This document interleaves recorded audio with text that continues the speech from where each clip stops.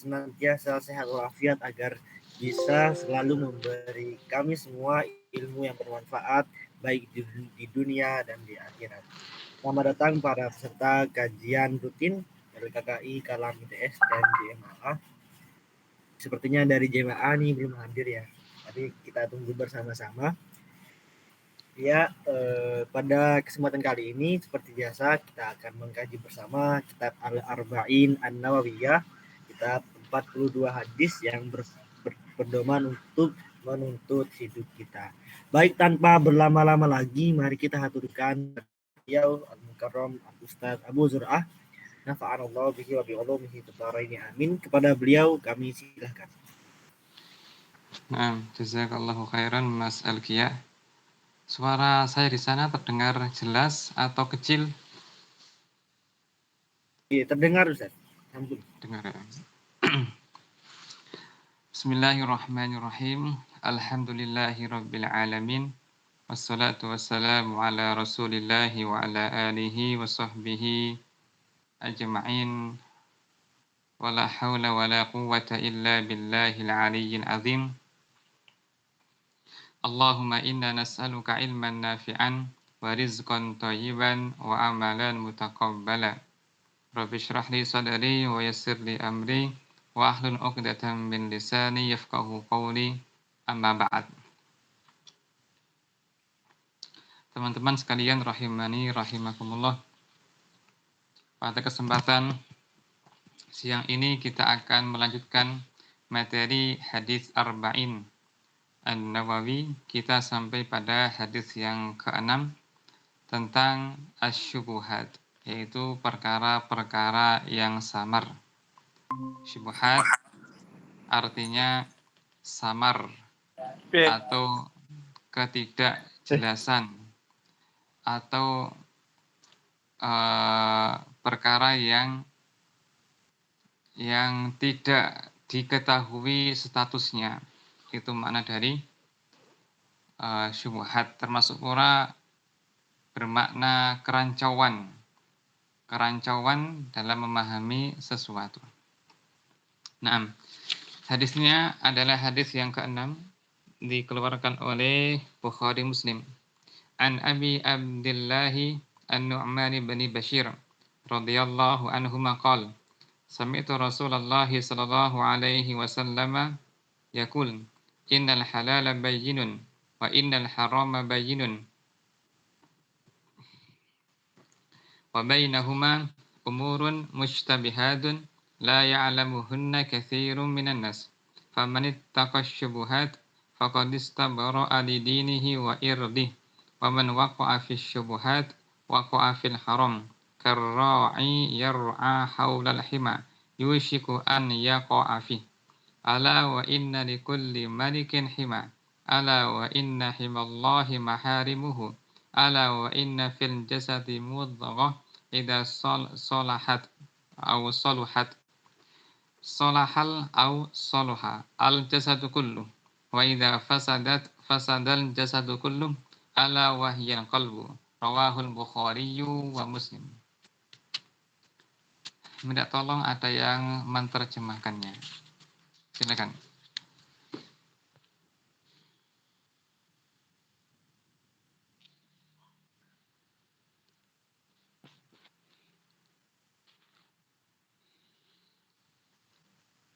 Mohon tunggu sebentar, saya ingin buka hadis. Iya. Bismillahirrahmanirrahim. Untuk hadis ke-6 ya, dari sahabat Abi Abdullah An-Nu'man bin Bashir, beliau berkata, saya mendengar dari Rasulullah Shallallahu Alaihi Wasallam, beliau bersabda, innal halala bayyinun wa innal harama bayyinun, sesungguhnya halal itu jelas dan keharaman juga jelas. Wa bainahuma umurun mutasyabihatun, dan di antara halal dan haram itu ada perkara-perkara yang syubhat, ya'lamuhunna katsirun minan nas, dan yang tidak mengetahui dari perkara-perkara mutasyabihat banyak dari orang-orang. Famanit taqas syubhati faqad istabra'a li dinihi. Barang siapa yang terjatuh pada perkara tersebut, maka sungguh telah mencederai agamanya, wa irdihi, dan hartanya, Waman waqa'a fi syubhati, maaf saya salah. Faman ittaqa syubhati, barang siapa yang menjauhi, maksudnya menjauhi perkara-perkara perkara syubhat, faqad istabra, maka setelah membebaskan dari agamanya dan hartanya. Waman waqa'a fi syubhati waqa'a fil harami, barang siapa yang terjatuh dalam perkara syubhat, waqa'a fil harami, maka telah terjatuh dalam perkara haram. Karai yar'a haulal hima, seperti orang yang mengembala di sekitar al-hima ini udah bosan. Larangan, tanah larangan. Oh ya, tanah yang dosa itu. Yusiku ayar ta'afihi ala wa inna likulli malikin himan ala inna wa himallahi maharimuhu. Jadi di setiap itu di artinya wa inna likulli malikin, dan bagi setiap raja atau yang memiliki, saya tidak tahu konteksnya apa. Himan itu tanah sengketa mungkin. Ala inna himallahi, dan larangan Allah itu maharimuhu, perkara-perkara yang diharamkan. Ala wa inna fil jasati mudghatan idza salahat salahal jasadu kulluhu. Ingatlah di di badan itu ada suatu daging, di mana jika daging itu baik maka tubuh itu akan baik semuanya. Wa idza fasadat fasadal jasadu kulluhu, dan jika rusak daging itu maka akan rusak seluruh badan itu. Ala wahiyya al-qalbu, ingatlah itu adalah hati. Rawahu al-Bukhari wa Muslim. Jazakallahu khairan Mas Elkia atas terjemahannya. Sekarang kita akan mendengarkan penjelasan ringkas dari hadis yang penuh barokah ini. Hadis yang ke-6 dari Arba'in An-Nawawi. An Abi Abdullah An-Nu'man bin Bashir radhiyallahu anhuma. Dari Abu Abdullah, bapaknya Abdullah, yaitu An-Nu'man, putranya Bashir. Semoga Allah meridhai keduanya. Kita mendoakan keduanya karena anak dan bapak sama-sama sahabat Nabi, yaitu An-Nu'man maupun Bashir radhiyallahu anhuma. Dan telah kita sebutkan bahwa doa ini itu berasal dari perintah Allah Ta'ala dalam Al-Quran surat At-Taubah. Was-sabiqunal awwaluna minal muhajirin wal ansar bi ihsan radhiyallahu anhum. Dan orang-orang yang pertama kali masuk Islam dan mereka bersegera masuk Islam dari kalangan muhajirin dan ansor, Allah ridha kepada mereka, radhiyallahu anhum. Maka setiap para sahabat Nabi kita mendoakannya radhiyallahu anhu jika perempuan, radhiyallahu anha jika ayah dan bapak keduanya sahabat, radhiyallahu anhuma.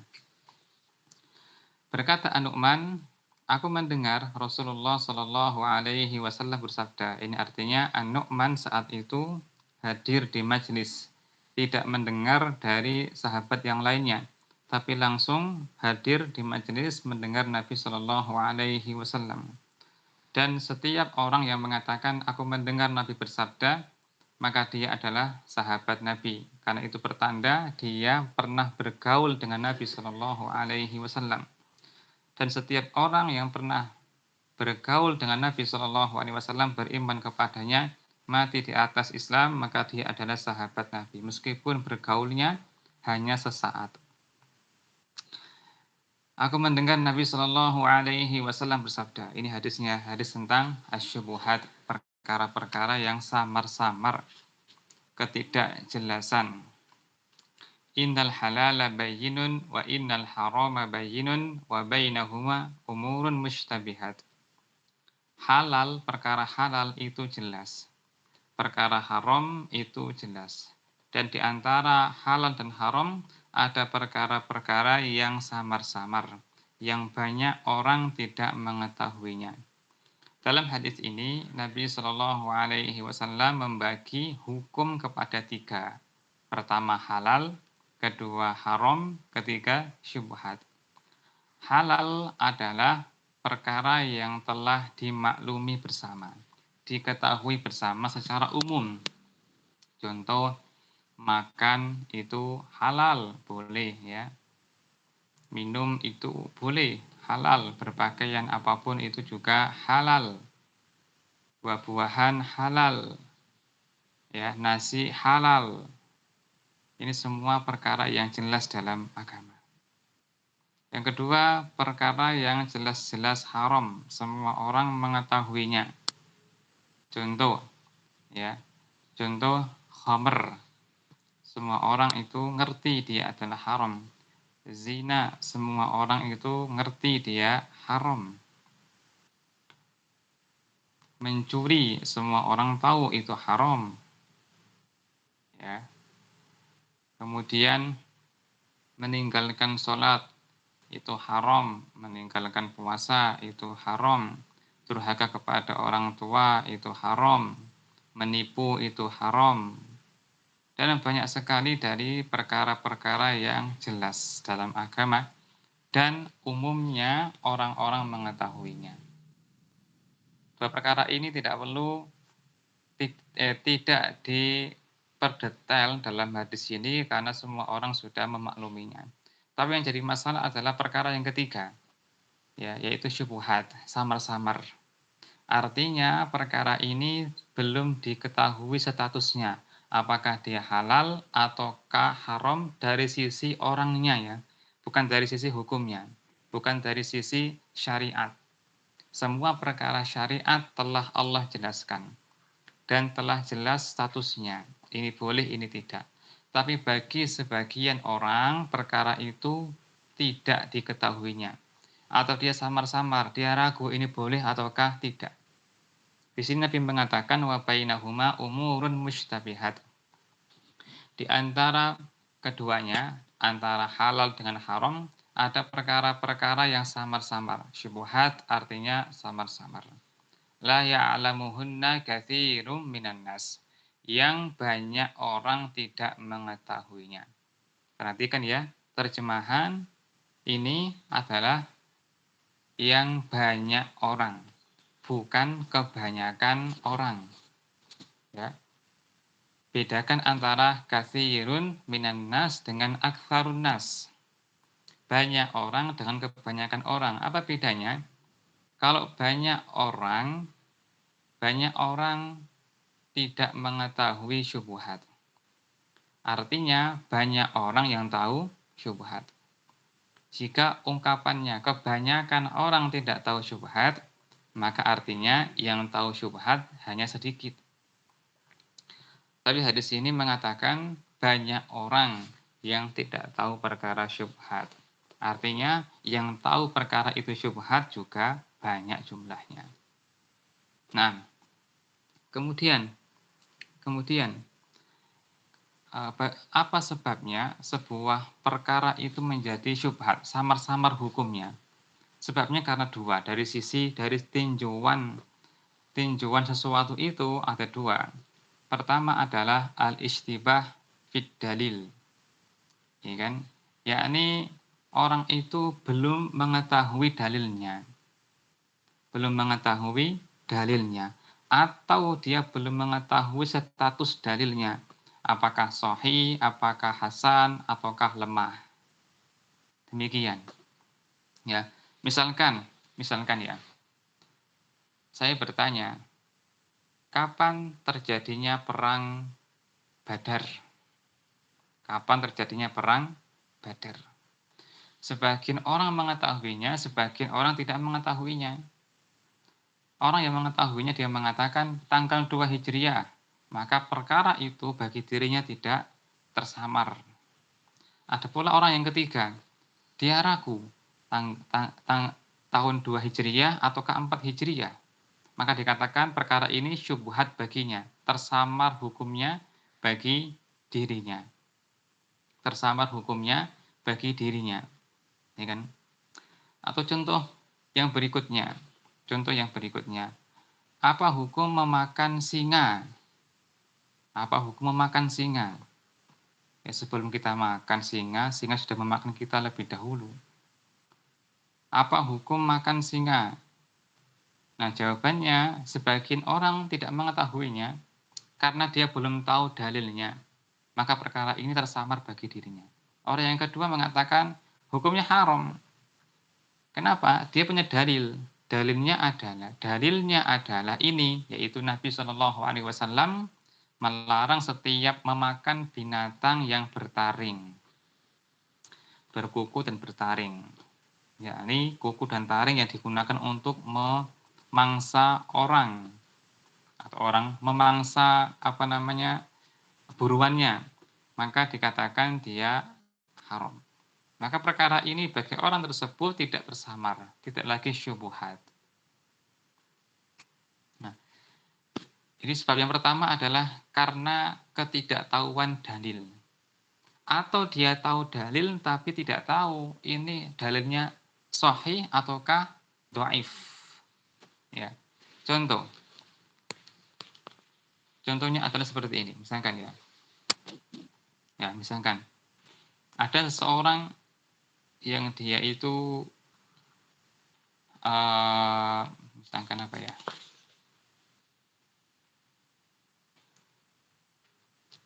Misalkan seseorang itu dia ragu, apakah benar bahwa orang yang meninggal pada hari Jumat itu mendapatkan keutamaan akan dijaga dari siksa kubur. Ada hadis yang mengatakan seperti ini. Siapa yang meninggal pada hari Jumat, au lailatal jumu'ah, atau malam Jumatnya, maka Allah akan menjaganya dari min azabil qabr, dari azab kubur. Nah, hadis ini bagi sebagian ulama mereka ragu, sahih ataukah dhaif, hasan ataukah dhaif. Sebagian ulama memandang hadisnya itu adalah hasan, seperti Syekh Al-Albani rahimahullah. Sebagian yang lain mengatakan hukumnya hadisnya itu adalah lemah. Sehingga ya bagi yang menilainya lemah ini tidak menggunakannya, tidak meyakininya. Apalagi didukung dengan beberapa indikasi yang mengatakan bahwa tidak mesti hari Jumat. Dengan bukti apa? Orang yang paling utama, Nabi Muhammad SAW, itu meninggalnya hari Senin. Ya kan? Beliau lahir pada hari Senin. Ya kan? Hijrah ke Madinah pada hari Senin. Tiba di Madinah pada hari Senin. Wafat pada hari Senin. Sehingga perkara ini tersamar bagi mereka. Apakah benar Jumat itu lebih utama daripada hari Senin dalam masalah kematian maksudnya? Nah, demikian. Ini syubhat. Ya, ini perkara syubhat. Kemudian, ya, ini sebab yang pertama ya, tidak mengetahui dalil atau tahu dalil tapi belum jelas sahih ataukah dhaif. Misal sudah jelas sekali hadisnya sahih. Contoh, Nabi bersabda, la yashrabanna ahadukum wa huwa qa'im. Jangan sekali-kali seorang dari kalian minum sambil berdiri. Hadis sahih Imam Muslim. Kemudian, bagaimana memahami hadis ini? Terkadang orang tidak memahami hadis ini dengan betul, sehingga dikatakan orang itu tersamar dalam memahami hadis itu. Misal, orang itu memahami berarti minum sambil berdiri hukumnya haram. Secara mutlak dia memahami haram. Padahal Nabi Shallallahu Alaihi Wasallam pernah minum sambil berdiri. Ali radhiyallahu an, dalam hadis yang sahih, beliau berdiri di pintu masjid. Lalu beliau meminta diambilkan air, lalu meminumnya. Dan orang-orang melihatnya.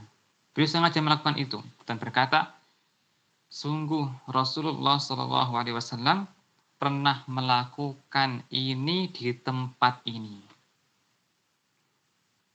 Yakni Nabi Shallallahu Alaihi Wasallam pernah minum sambil berdiri.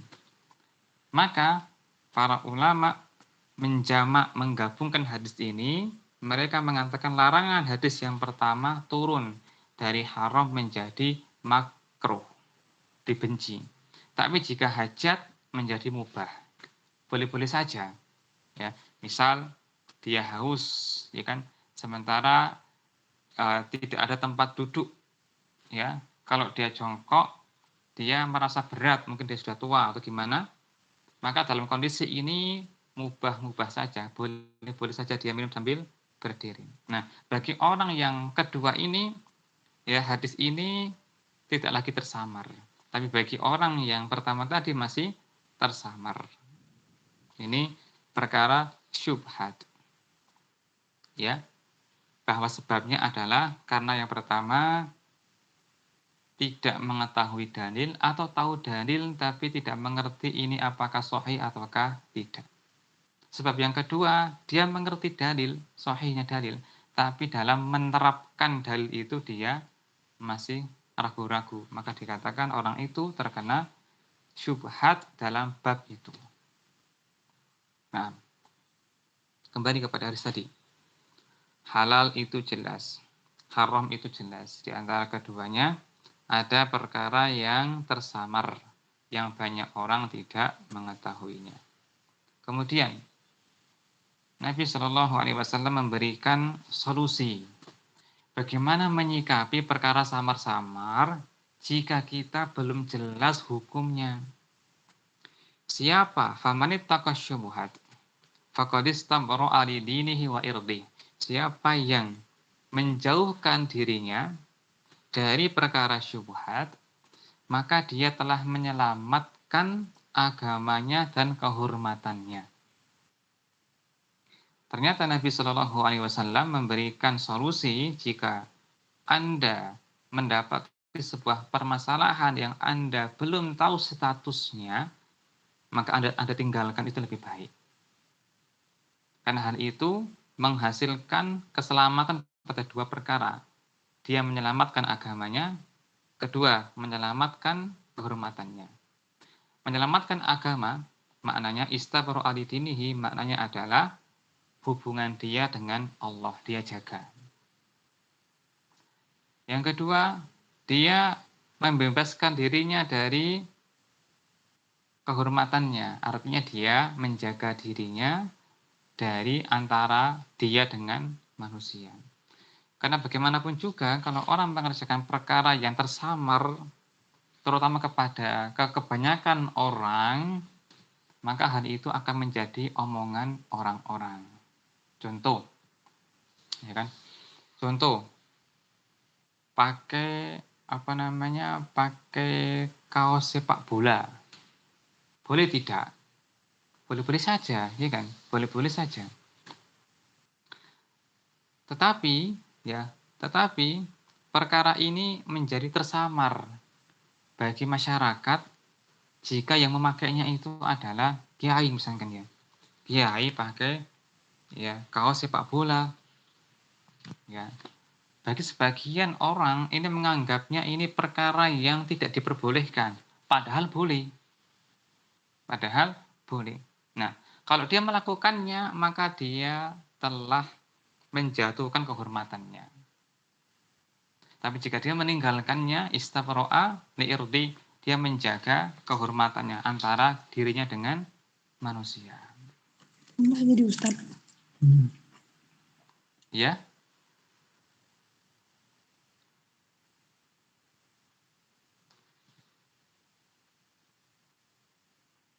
Suara saya di sana jelas atau Iya, tidak? terdengar jelas dengan baik, Ustaz. Ya, baik. Contoh lagi. Contoh. Apa hukumnya makan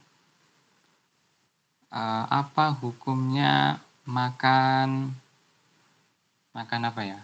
Apa hukumnya makan kalajengking? Tidak boleh ya. Apa hukumnya ini sudah jelas sekali, semua orang paham karena dia berbahaya. Apa hukumnya makan belalang? Apa hukumnya makan belalang?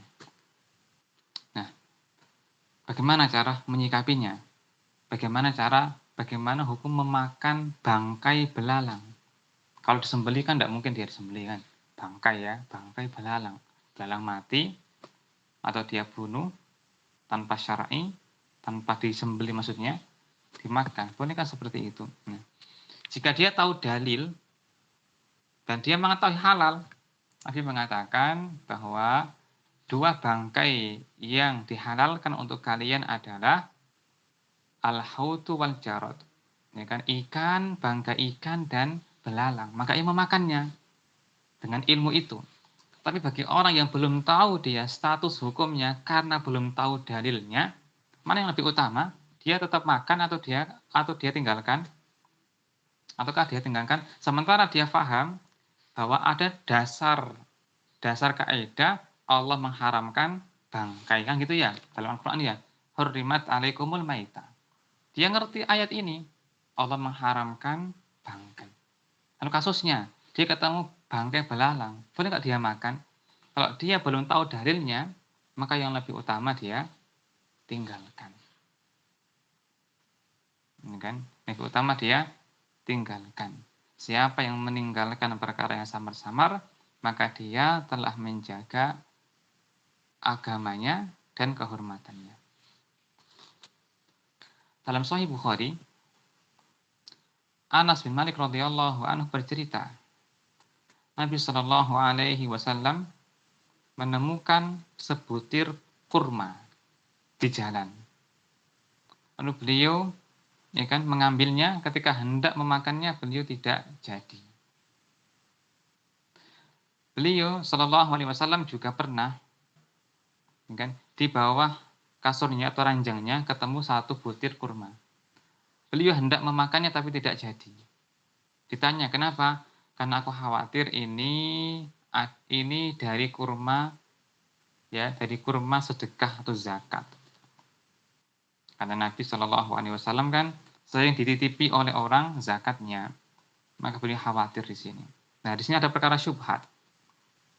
Yakni status kurma ini apakah kurma hadiah yang ceblok, apa bahasa cebloknya, yang terjatuh di kasur, ataukah ini dari zakat?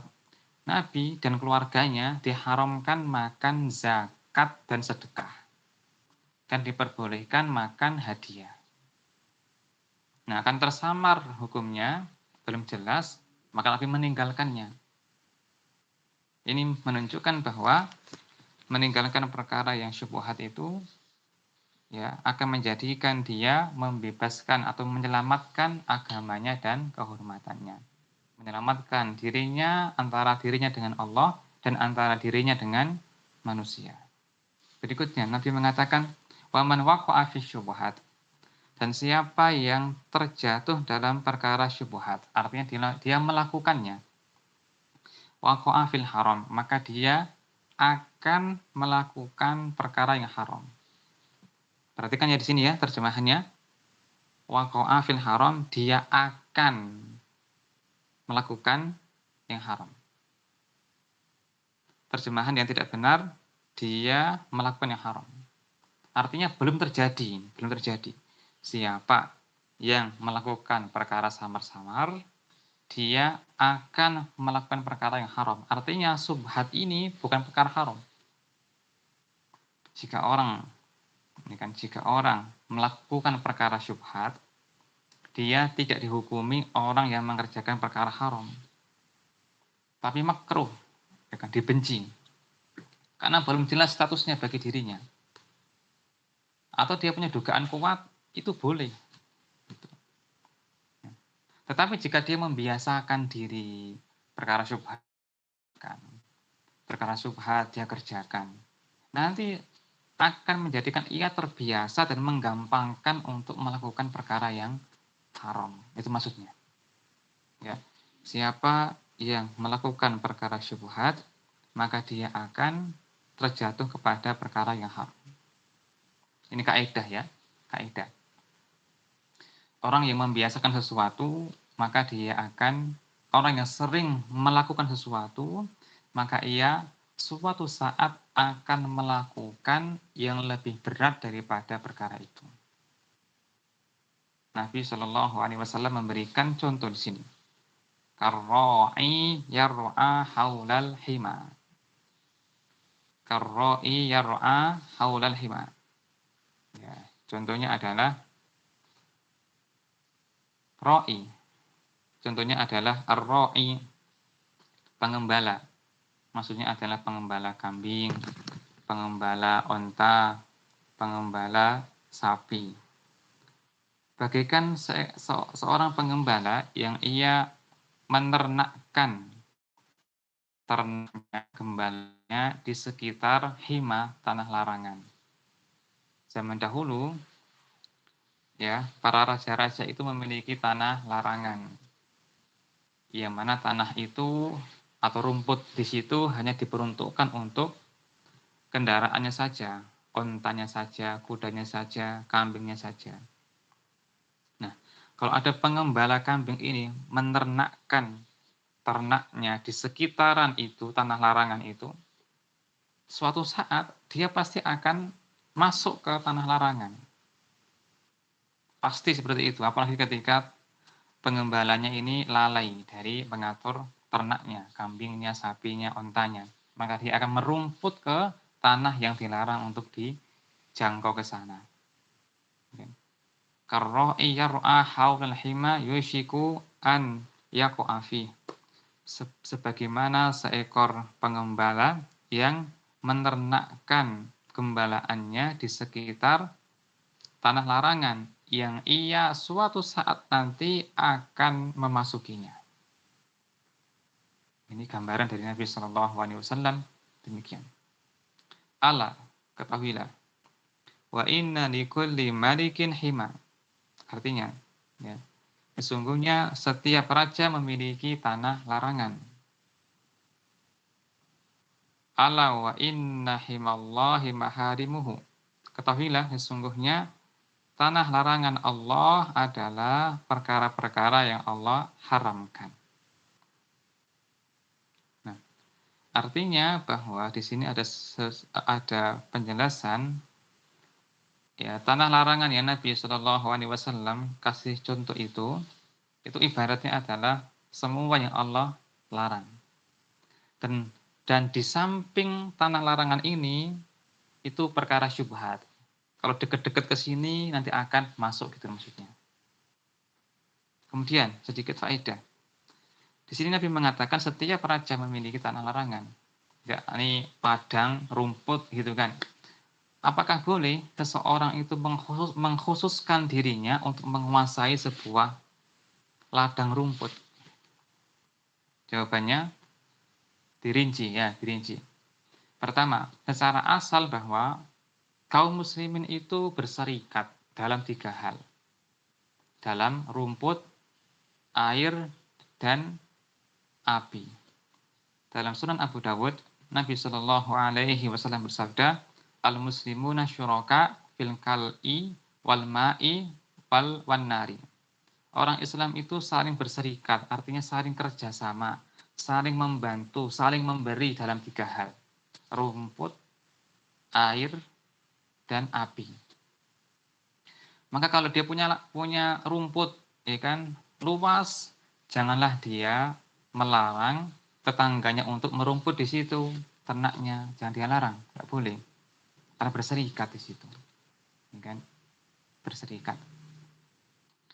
Kalau orang punya kelebihan air, nggak boleh dia menahannya dari tetangganya, dari musafir, nggak boleh. Bahkan Nabi Shallallahu Alaihi Wasallam memasukkannya kepada al-kabair. Di antara 3 orang yang tidak Allah Taala lihat pada hari kiamat adalah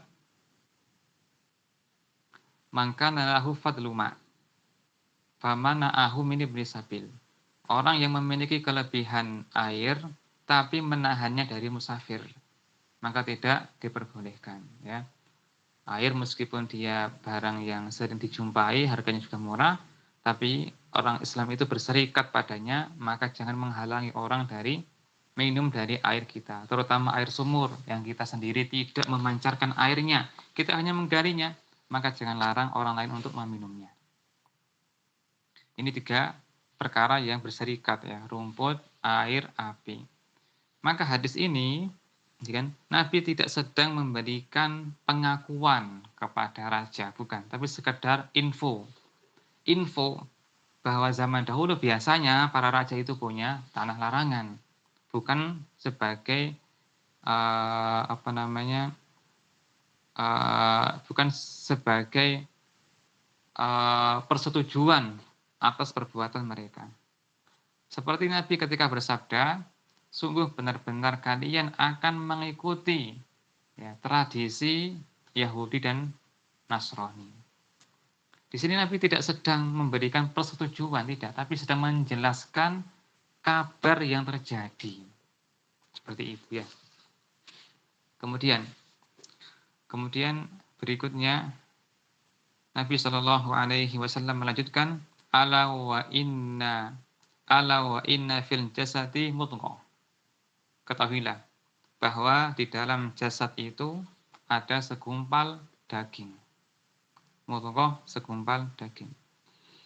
Idza salahat salahal jasadu kulluh, jika segumpal daging itu baik, maka semua tubuhnya menjadi baik. Jika rusak, maka rusak.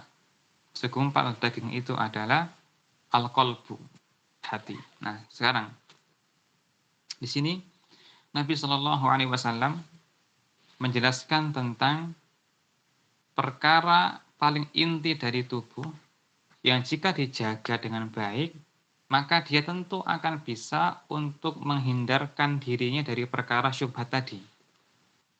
Karena syubhat jika diterjang terus itu menunjukkan kolbunya itu bermasalah. Tapi jika dia berusaha menjaga kolbunya, sering berdoa kepada Allah, Allahumma ati nafsi taqwaha dan seterusnya, ya muqallibal qulub tsabbit qalbi ala dinik, maka Allah akan membantunya untuk menjaga dirinya dari perkara-perkara syubhat tersebut. Jika baik ini kolbunya, maka semua anggota badannya menjadi baik. Nah, kolbu di sini, kolbu itu yang biasa diterjemahkan hati, sebenarnya adalah jantung ya. Nah, dalam ilmu kedokteran, hati itu bahasa Inggrisnya apa? Liver, ya kan? Kalau jantung bahasa Inggrisnya apa? Heart, ya. Benar nggak? Kalau nggak salah tolong dikoreksi ya. Iya, heart. Heart ya, kayak my heart gitu ya, jantungku, hatiku. Dan Nabi Shallallahu Alaihi Wasallam pernah mengisyaratkan, ya, kan? At-taqwa hahuna, gitu kan? At-taqwa hahuna, takwa itu di sini, takwa itu di sini. Ya, artinya tempatnya takwa itu di sini, di dalam dada. Di dalam dada ini ada apa? Ada kolbu. Letaknya kolbu itu di mana? Di bawah sini ataukah di sini? Di sini. Ya kan? Ini menunjukkan bahwa kolbu itu jantung, bukan liver, hati di sini. Ya kan? Karena yang di dalam dada itu adalah jantung. Di antara dalilnya dalam surah Al-Hajj, afalam yasiru fil ardi fatakuna lahum qulubun ya'qiluna biha au adzanun yasma'una biha fa innaha la ta'mal absar walakin ta'mal qulubul lati fis sudur. Tetapi yang buta itu adalah ya kolbunya yang berada di dalam dada, menunjukkan kolbu letak di dalam dada. Dan di dalam dada hanya ada jantung, maka jantung itulah makna dari al-qalbu. Dan kolbu ini tempatnya perasaan, tempatnya berpikir. Berpikir itu di mana? Di otak atau di jantung? Menurut hadis, menurut Quran, letaknya berpikir, berakal adalah di sini. Lahum qulubun ya'qiluna biha. Dalilnya itu. Mereka memiliki kolbu yang digunakan untuk berpikir, berakal. Menunjukkan bahwa berpikir, berakal itu tempatnya di dalam kolbu, termasuk perasaan, cinta, sedih, di sini kolbu. Kalau kolbu mati disebut dengan serangan jantung. Gitu ya, orangnya mati. Dan juga setan ketika mengalir di peredaran darah, dia bisa ke semua peredaran darah. karena dipompa di sini, di jantung ini. Dan ketika telah sampai ke dalam jantung, maka setan ini akan memberikan bisikan. Makanya di antara ciri orang yang bermasalah bermasalah jantungnya, yakni sering digoda oleh syaitan, dia akan sering sakit di bagian dadanya dan berlebihan emosi, berlebihan takut atas hari esok, dan berlebihan sedih atas hari kemarin. Nah, kembali ke sini. Jika segumpal daging itu baik, maka semua tubuhnya akan baik. Artinya tubuh ini akan disuruh oleh kolbunya untuk melakukan kebaikan.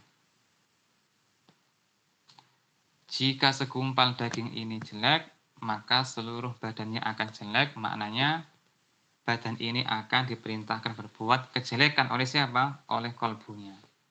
Ini juga isyarat bagi kita untuk memperhatikan masalah kolbu melebihi masalah jawarih, anggota badan. Karena kolbu ini tempatnya berpikir, dan yang menjadikan orang itu berharga di sisi Allah.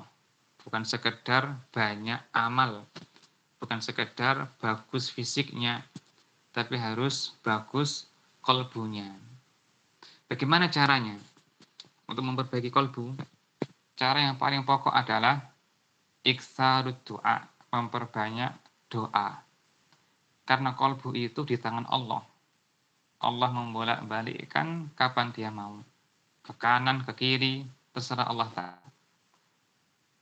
Nabi SAW berdoa, wahai zat yang membolak-balikkan kolbu, tetapkan kolbuku di atas agamamu. Wahai zat yang membolak-balikkan kolbu, sarrif qulubana ala ta'atik. Palingkan kolbuku kepada ketaatan kepadamu. Nabi juga berdoa, Allahumma ya Allah, ati nafsi taqwaha. Berikanlah kolbuku itu ketakwaan.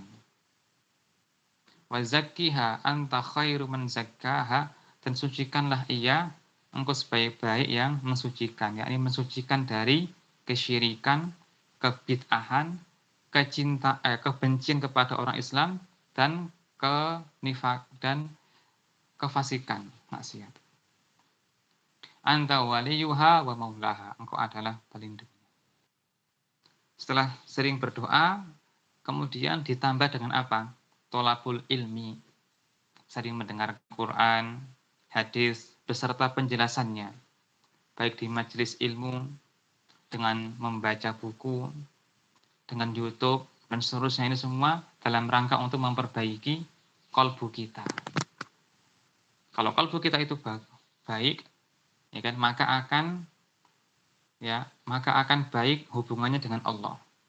Cintanya, pengharapannya, tawakalnya, sabarnya. Kalau sedekah sedikit, pahalanya seperti gunung. Nabi SAW bersabda, la tasubbu ashabi. Kalian jangan memaki para sahabatku. Lau anfaqa ahadukum misla zahabin, misla uhudin zahaban, ma balagha mudda ahadihim wala nasifahu. Seandainya seorang dari kalian bersedekah dengan emas seperti gunung Uhud, gunung ya, emas segunung, tidak bisa menyamai pahala sedekah sahabatku meskipun setengah mud ya. Ini kalau kita mengkerawuk ya, apa bahasa kita, mengambil emas segenggam tangan ini. Nah, ini namanya satu mud, tidak pula separuhnya dibandingkan dengan emas seperti gunung Uhud. Apa sebabnya? Ma waqarra fil qalbi, keimanan, bersihnya kolbunya, bagusnya kolbunya para sahabat Nabi radhiyallahu anhum ajmain. Itu pula yang bisa menjaga dirinya dari perkara-perkara syubhat. Nah, sekarang kesimpulan dari sini. Hari ini berbicara tentang masalah syubhat, perkara-perkara yang samar-samar, di mana hukum itu ada 3, halal, haram, dan syubhat. Sebab syubhat adalah seseorang itu belum mengetahui dalilnya, atau tahu dalilnya tapi belum jelas sahih ataukah tidak. Sebab yang kedua, dalil tapi tidak tahu penerapannya atau memahaminya. Kemudian, ya, siapa yang menjauhkan dirinya dari perkara syubhat, maka dia telah menjaga hubungannya dengan Allah maupun dengan manusia. Tapi jika dia melakukannya, sering melakukannya, maka suatu saat nanti dia akan melakukan perkara yang haram yang lebih besar daripada itu.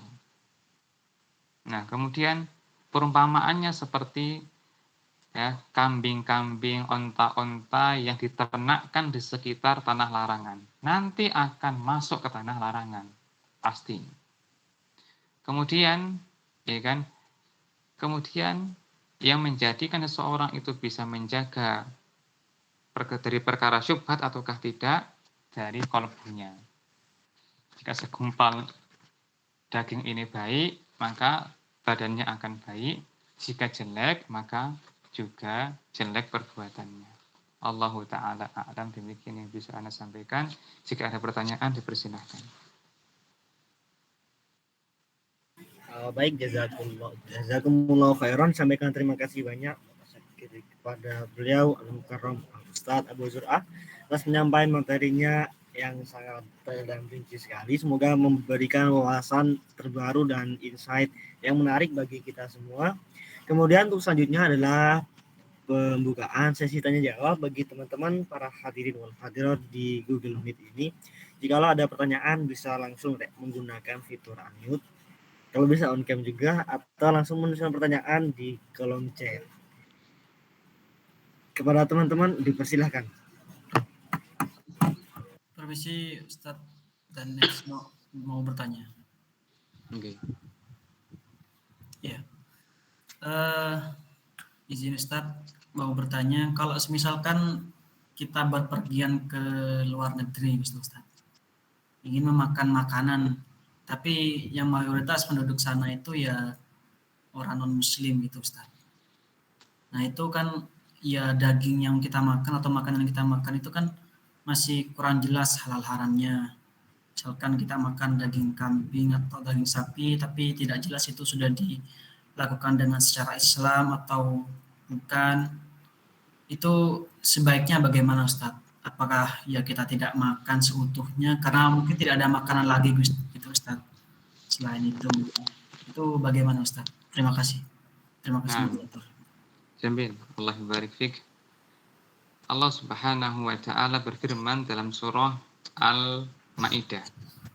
Wa ta'amul ladzina utul kitaba hillul lakum wa ta'amukum hillul lahum. Makanan yang disembelih oleh orang-orang ahli kitab halal bagi kalian.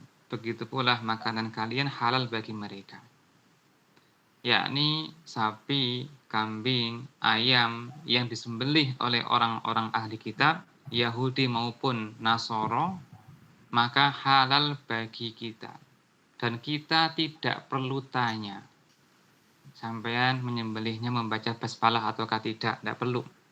Nah, ini takalluf dalam agama, berlebih-lebihan. Cukup jika makanan itu dijual oleh orang Kristen, Nasoro atau Yahudi, boleh kita beli, boleh kita makan, ya kan? Onta, kambing, sapi, ayam yang mereka sembelih halal bagi kita. Ya, kemudian ini tidak berlaku bagi siapa? Bagi selain mereka. Contoh para penyembah berhala, orang Hindu, Buddha, ya kan? Shinto, penyembah matahari seperti di Jepang, Cina, sembelihan mereka haram, tidak boleh dimakan. Ya, kalau kita makan, cari makanan yang tidak sesembelihan, contoh snack, ikan, maka tidak mengapa. Tapi kalau beli daging sapi, daging ayam, daging kambing, tidak boleh dari orang-orang selain dari ahli kitab. Karena makanan mereka haram bagi kita. Maksudnya sesembelihan mereka haram bagi kita. Dan ini bukan termasuk perkara syubhat dari satu sisi ya. Jika telah mengetahui dalilnya, maka syubhatnya itu terhindar darinya. Tapi jika dia belum tahu penjelasan ini, maka perkara itu syubhat bagi dirinya. Jika ia belum tahu status hukumnya, maka yang terbaik adalah ia menjauhinya. Bagi yang belum tahu hukumnya ya, yang sudah tahu hukumnya, tidak apa-apa dia memakannya. Karena halal ya, masakan ahli kitab Yahudi dan Nasoro, Kristen. Allahu a'lam. Gimana? Terus Mas Firdaus? Apakah ada feedback dari Mas Roni? Sudah Ustaz. Terima kasih Ustaz. Ya, Baik, sama-sama. kemudian saya ingin bertanya Ustaz. Ini ada 2 pertanyaan. Yang pertama adalah kan kalau misalnya ada yang sesuatu yang masih syubhat, masih sama-sama tuh diutamakan untuk meninggalkannya. Nah, pertanyaan saya adalah bagaimana menyeimbangkan antara ihtiras syubhat, menjauhi syubhat dengan menerapkan kaidah al-aslu fil muamalati mubahun. Nah, itu bagaimana? Matur nuwun.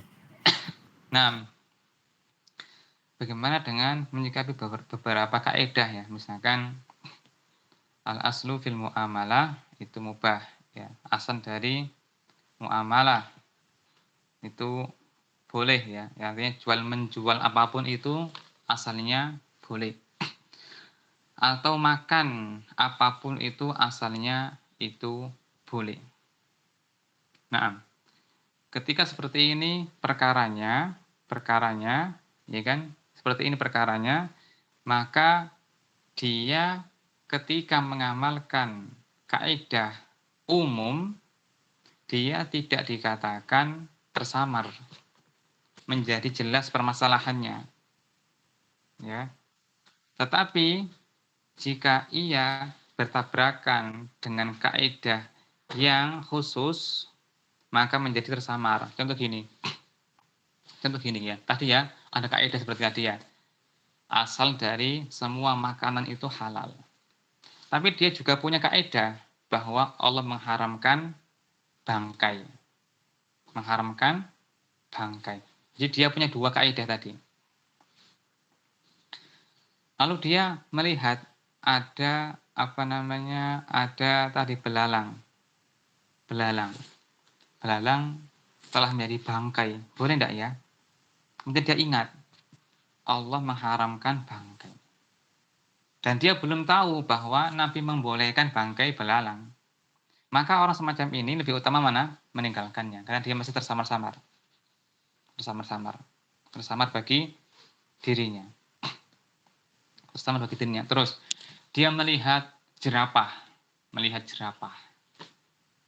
Jerapah mati jadi bangkai.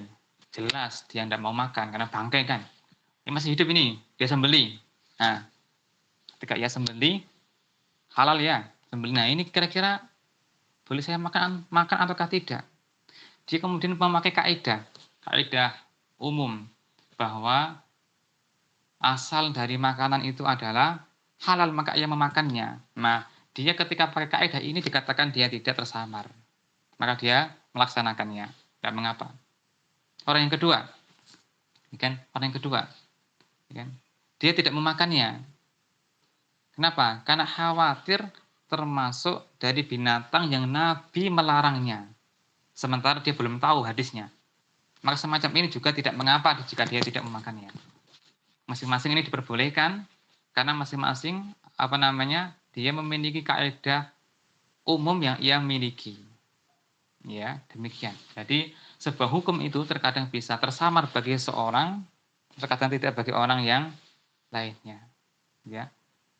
Jika ada larangan secara umum mutlak, maka yang utama adalah meninggalkannya. Gitu. Gimana? Baik, syukur Ustaz atas jawaban Antum. Kemudian ini ada satu pertanyaan lagi dari saya, mungkin sebelum menutup. Tadi kan jelaskan juga tentang seperti memakai atau menggunakan atau mengonsumsi barang orang lain. Nah, kalau kasusnya ini itu sudah Misal saya sama Alifuddin Akbar satu kamar gitu, terus kan di kitab kan juga ada di kitab-kitab fikih kayak seperti konsep maklum birridho. Nah, itu pripun Ustaz? Maksudnya makanan ya? Iya, mungkin ya makanan, sandal atau apapun ya. Iya.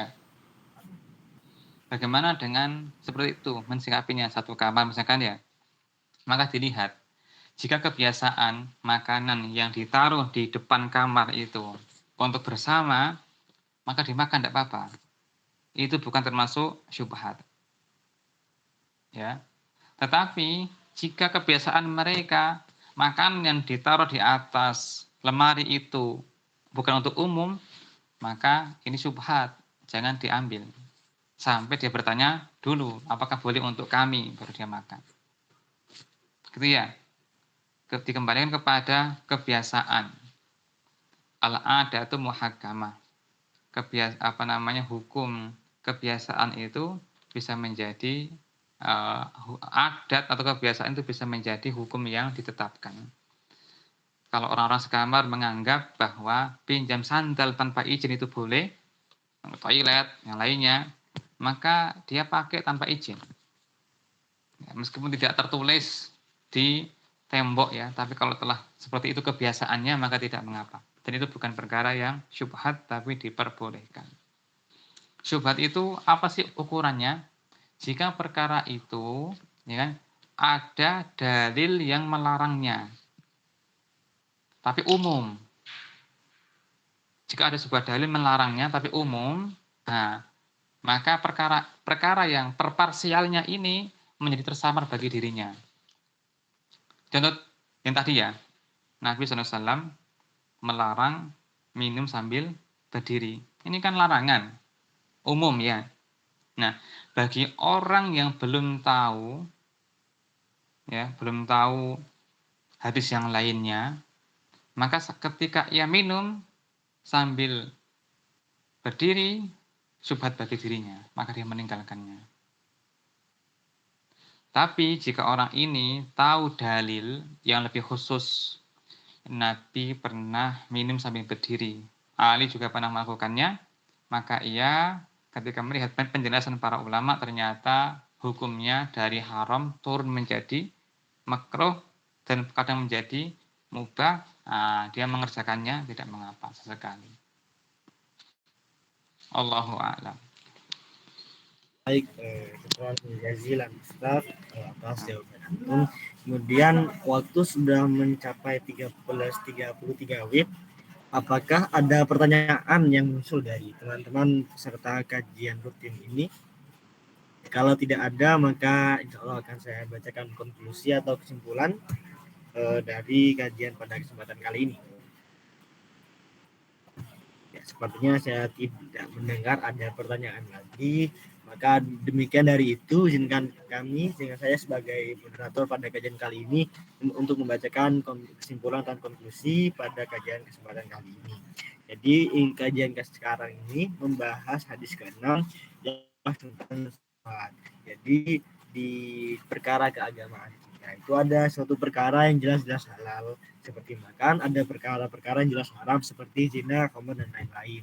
Nah, di antara keduanya itu adalah perkara yang samar-samar atau syubhat layak lumuna katsirun nas, tidak diketahui oleh banyak manusia. Kemudian terjadi perbedaan antara aktsarun nas atau katsirun nas. Jika aktsarun nas maka mafhum mukhalafahnya adalah maka yang tahu syubhat itu sedikit. Sedangkan kalau katsirun nas maka yang tahu syubhat itu juga banyak. Kemudian dari sebab-sebab orang memandang syubhat, jadi syubhat itu dilihat juga dari sudut pandang orangnya. Sebab-sebabnya adalah tidak tahu adanya dalil atau tidak tahu derajat dalil apakah itu sahih, hasan atau dhaif. Seperti hadis la yasrabanna ahadukum wa huwa qaimun diriwayatkan oleh Muslim, jangan kalian minum sambil berdiri, di mana awalnya itu dikodifikasikan sebagai haram mutlak, namun ternyata ada dalil Nabi Muhammad SAW pernah minum berdiri karena suatu hajah, maka ulama menurunkan derajat keharamannya menjadi makruh. Lain adalah menggunakan kaula yang biasanya boleh, tapi kalau misalnya itu dipakai oleh orang-orang maka itu jadi syubhat. Memakai maka telah kehormatannya, jika melepas maka telah istabra alidinihi wa irdihi. Kemudian yang terakhir adalah parameter syubhat, itu ketika ada dalil larangan tapi umum, kemudian case-nya yang dipermasalahkan adalah kasus-kasus parsial. Demikian kesimpulan yang dapat saya bacakan dalam kesempatan kali ini. Saya pribadi mengucapkan terima kasih banyak kepada Al-Ustadz Abu Zur'ah atas penyampaian materinya yang sangat membuka wawasan ini. Saya juga pribadi memohon maaf atas seluruh kesalahan, baik disengaja maupun tidak disengaja, yang terjadi pada kesempatan kali ini. Allahumma fiqh ila aqwamat thoriq, subhanakallahumma wa bihamdika, asyhadu an la ilaha illa anta, astaghfiruka wa atubu ilaik. Assalamualaikum warahmatullahi wabarakatuh. Waalaikumsalam warahmatullahi Waalaikumsalam warahmatullahi wabarakatuh. Jazakallah